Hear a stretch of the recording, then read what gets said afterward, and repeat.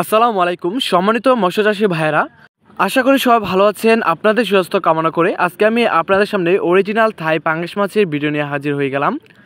আজকে আমি আলোচনা করব আপনারা কীভাবে থাই পাঙ্গাস মাছের পোনা চাষ করবেন এবং কি আপনার এই মাছের জন্য কীভাবে পুকুর প্রস্তুত করবেন সেই সম্পর্কে আজকে আমি আপনাদের সামনে কিছু গুরুত্বপূর্ণ টপিক নিয়ে আলোচনা করব। তার আগে বলে নিচ্ছি, আপনারা যদি আমার চ্যানেলের নতুন মেম্বার হয়ে থাকেন তাহলে এখনই সাবস্ক্রাইব করে নেন এবং নিত্য নতুন মাছ চাষ সম্পর্কে ভিডিও পাওয়ার জন্য অবশ্যই পাশে থাকা বেল আইকনটি প্রেস করে দিবেন, যাতে করে আপনার মাছ চাষ সম্পর্কিত ভিডিও সবার আগে আপনার কাছে চলে আসে। তো প্রিয় খামারি ভাইরা, আপনারা যদি থাই পাঙ্গাস মাছের পোনা চাষ করতে চান তাহলে অবশ্যই আপনার সবচেয়ে গুরুত্বপূর্ণ বিষয়টি হলো আপনার ভালো জাতের পোনা সিলেকশন করা।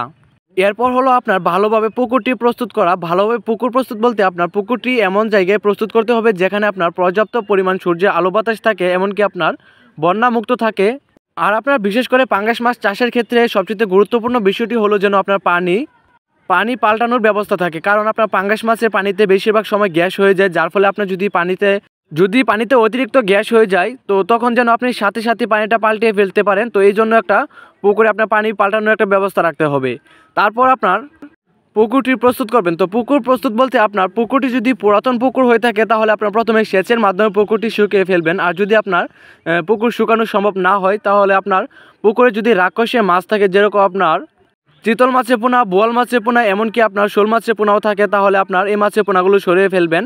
আর যদি সরানো সম্ভব না হয় তাহলে আপনার 20 ট্যাবলেট দিয়ে মাছের পোনাগুলোকে উঠিয়ে ফেলবেন। তারপর আপনার প্রতি শতাংশে 1 কেজি হারে চুন ছিটিয়ে দিবেন, পানির সাথে মিশিয়ে আপনার সারা পুকুরে ছিটিয়ে দিবেন প্রতি শতাংশে 1 কেজি হারে। তারপর আপনার প্রতি শতাংশে 100 গ্রাম ইউরিয়া সার এবং কি 150 গ্রাম টিএসপি সার প্রতি শতাংশে দিয়ে দিবেন। এগুলো দেওয়ার পর আপনার পুকুরে পানি দিয়ে দিবেন। পানি দেওয়ার সময় একটা বিষয় খেয়াল রাখবেন, যেন আপনার অন্য কোনো আলাদা মাছের পোনা না আসতে পারে।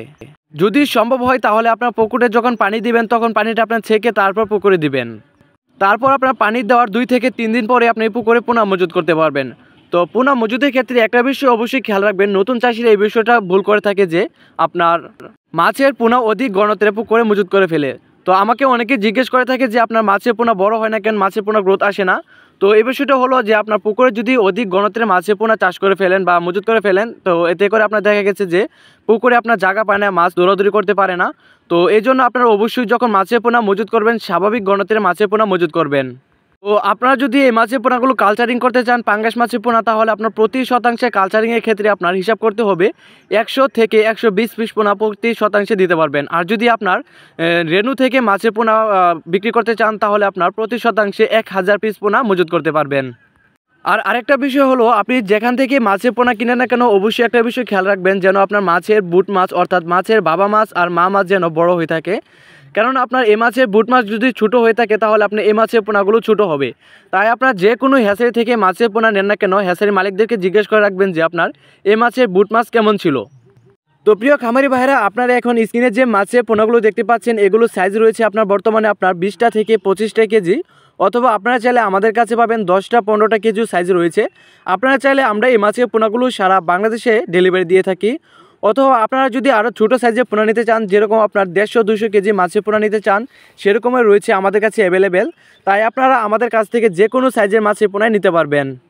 তো প্রিয় খামারি ভাইরা, যেহেতু এখন শীতকালীন চলতেছে তো অবশ্যই আপনারা ছোটো সাইজের পোনা পুকুরে মজুত করবেন না, বড় সাইজের পোনাটা দিবেন, কারণ আপনার বড় সাইজের পোনা মৃত্যুর হার খুবই কম থাকে, তো ছোটো সাইজের পোনা মৃত্যুর হার বেশি থাকে।